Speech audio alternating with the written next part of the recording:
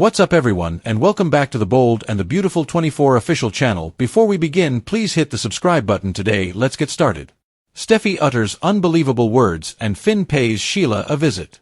At Bill's place, Kelly asks Liam if he's okay. He says of course he is and thanks her for her get well cards. His vitals, according to the nurse, are in the right place. Billy tells Kelly and Steffy that Liam can't get enough of his girls. He is heroic.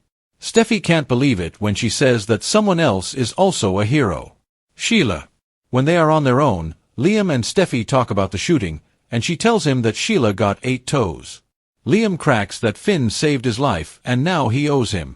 Steffy says that Sheila did the right thing, and she just hopes that she continues it. Liam guesses, but you're not holding your breath. Steffy tells Liam she was terrified she'd lost him and that Kelly had lost her father. It was all because of Luna. But you survived. He survived Luna's worst and he survived cancer. She's so grateful for the miracle of him. Liam doesn't think words exist how blessed he is he spent the past several months preparing to die. Steffy says, "You're not going anywhere," weeping. Has Sheila changed? At Il Giardino, Deacon interrupts Sheila's card game with his staff and makes a toe joke as the employees walk off. He promises to be good and toe the line and kisses her. Finn appears and remarks that Deacon is keeping Sheila's spurts up. He wanted to pay her a visit, check on her, and say thanks. Sheila tells her son she did what any decent human would have done, but Finn and Deacon insist she went above and beyond and put her own life at risk to protect Steffy. Sheila's sorry Luna put everyone through all of this. She was troubled. She believes in her heart of hearts that she didn't mean to harm anyone that day. Especially Steffy. Deacon doesn't want to talk about Luna, but Sheila says she was Finn's daughter and her granddaughter. She's sure Finn is hurting too. Finn doesn't want to get into that. He just wanted to thank Sheila for putting Steffy's well-being above her own. Sheila tells him people really can change. Deacon has personally observed it. Sheila attributes her ability to change to Deacon. She believes that if Luna had had the opportunity, she could have changed too. Is Katie's dream going to come true? In the design office, Katie can't believe Brooke told Ridge she was considering inviting Nick to Naples. Brooke says Ridge was not happy about the idea. Brooke's sure Taylor would love for her to get caught up in Nick and forget about Ridge. Katie says that's not going to happen. Brooke insists that she is not traveling to Italy to steal Ridge from Taylor, but rather for business. Katie says Italy is romantic and full of possibilities. Plus, Eric will be there rooting for their reunion. You can never count out the magic of Italy. Brooke catches a glimpse of her kissing Ridge in Rome as Katie leaves. Is Brooke and Ridge what Eric says? Ridge and Eric lament Nick's theft of their silk in the main office. Ridge rants, why is he back in LA? Eric asks his son what he's going to do about it. He launches into a speech about Ridge being pig-headed about Brooke. He's stuck between two magnificent women. Eric is aware of his love for Taylor, but she is not your Logan or Brooke. I know it, and you know it. Ridge tells Eric he needs to drop this. Eric refuses. He's treating Brooke unfairly and could lose her forever. Eric tells Ridge he put Brooke in the showstopper to remind him of the love he shares with her. He knows he wants to marry his kid's mother, but they're adults. Ridge protests. Eric asserts that his life with Taylor would pale in comparison to Brooke's. She's waiting for him, and he takes it for granted. What if she is gone when he wakes up one day? What if you open your eyes and she's not there for you anymore? What would that feel like? Brooke, according to Eric, is the only person who can help Ridge. Can Nick persuade Taylor? At the Forrester mansion, Taylor asks Nick if he's hoping to win Brooke over. He is unsure about that, but he has enjoyed spending time with her, and Italy is a great place to do so. He's sure Taylor doesn't want to miss out. He coaxes her to hop on the Forrester jet and spend time with Ridge in Naples. She scoffs that Brooke would love that. Taylor laughs that this is a business trip. She's not threatened by Brooke being there with Ridge, so she's not going. Nick questions if she's being entirely honest with herself. He knows what Eric did at the fashion show. Since he is traveling to Italy, who is to say that it won't happen again? Taylor won't throw shade at Eric for supporting Brooke. Nick doesn't think it's right, if you ask him. She didn't. Nick wonders why she'd want to be in LA when she could be in Italy with her fiancé keeping a watchful eye on things.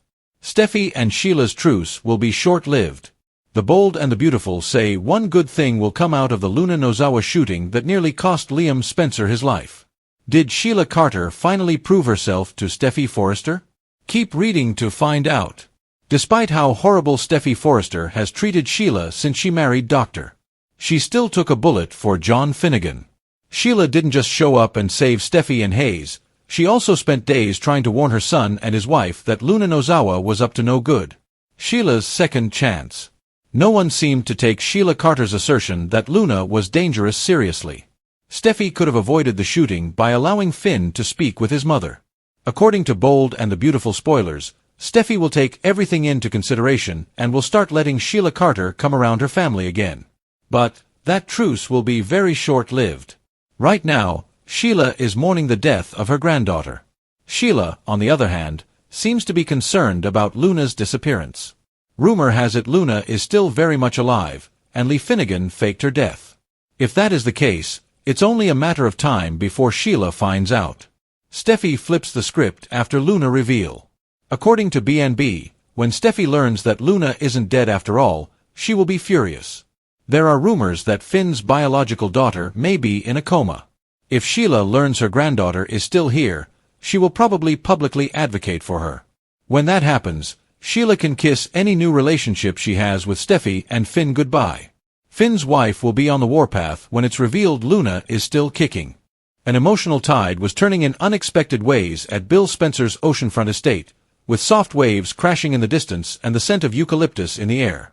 In the bedroom where Liam Spencer was recovering from a harrowing near-death experience, his daughter Kelly sat perched on the edge of his bed, her big, innocent eyes scanning his face as she asked with quiet concern, "Daddy, are you okay?" Liam, ever the reassuring father even through pain and trauma, mustered a smile and gently replied, "Of course I am, sweetheart," though the weight of what he had survived was written across the lines of his face. Bill chimed in with a proud smirk, declaring that Liam couldn't get enough of his girls, his daughter, his family, and his life after the nurse provided a brief update stating that Liam's vitals were stable. But it was what came next that truly stunned the room and, perhaps, sent shivers down the spines of longtime Bold and the beautiful fans. Steffy Forrester, poised and always so in control, uttered the most unbelievable words. Sheila Carter was a hero. The emotional conflict she was experiencing was evident in her slight voice trembling. It felt like blasphemy to praise Sheila Carter, the woman who had haunted her family for years, but the truth of the situation was undeniable. Alone with Liam, Steffy walked the mental tightrope of understanding what had just happened. She recalled the chaos of the shooting, the fear, the violence, and the impossible reality that Sheila had stepped into danger to save her life. Sheila Carter, the same woman she once swore to keep far away from her children, had risked her own life and now walked with a permanent reminder 8 toes instead of 10. Liam cracked a small joke about owing Finn his life and even added, with half a smile, that it was a wild twist. Steffy, trying to process everything, confessed that Sheila had done the right thing, though she wouldn't go so far as to trust her completely hopeful, maybe, but not naive. She told Liam how scared she was of losing him and Kelly growing up without her father because of Luna's unpredictable behavior.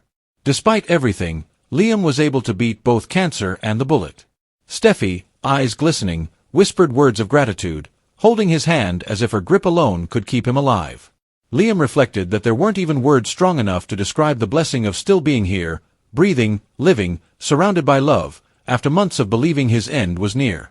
Steffy leaned in closer and cried out, "You're not going anywhere." It was a simple but powerful affirmation that echoed her newfound appreciation for miracles, including Sheila Carter's. Meanwhile, across town at Il Giardino, the sunlit courtyard was the unexpected setting for another emotional scene. Sheila sat at a table with a deck of cards spread before her, chuckling softly with the staff, an image almost too surreal to believe. Deacon Sharp strolled in, making a toe joke that elicited eye rolls and smirks as the employees cleared the scene, leaving the two of them alone. He leaned down, kissed her, and teased that he'd toe the line from now on. Just then, Dr. John Finnegan entered, his expression unreadable as he looked at his mother. Deacon quipped about Sheila's spirits being up, but Finn wasn't there for jokes. He came with something that had been burning in his chest: gratitude. He thanked her, not as a son trying to mend broken bonds, but as a man whose wife's life had been saved. Sheila, touched and slightly defensive, claimed she had only done what any decent person would do.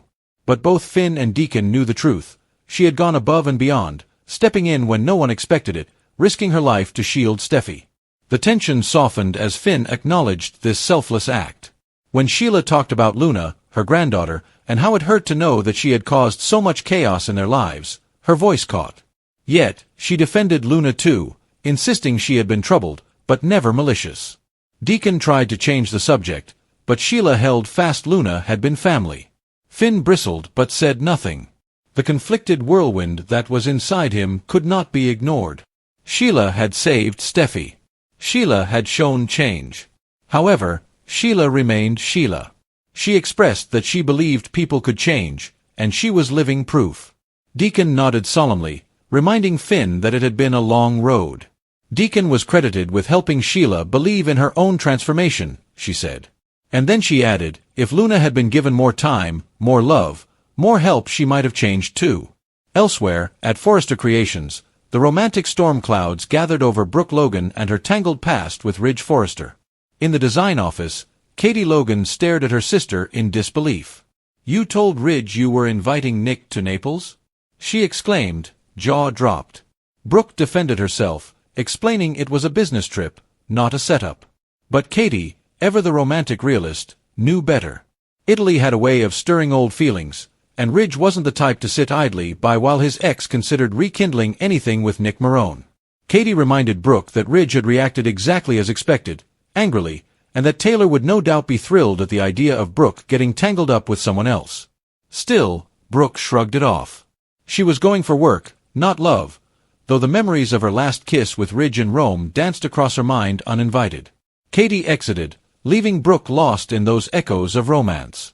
Ridge and Eric, on the other hand, were engaged in their own conflict upstairs. Ridge was fuming about Nick commandeering their shipment of silk, but Eric knew there was more to it.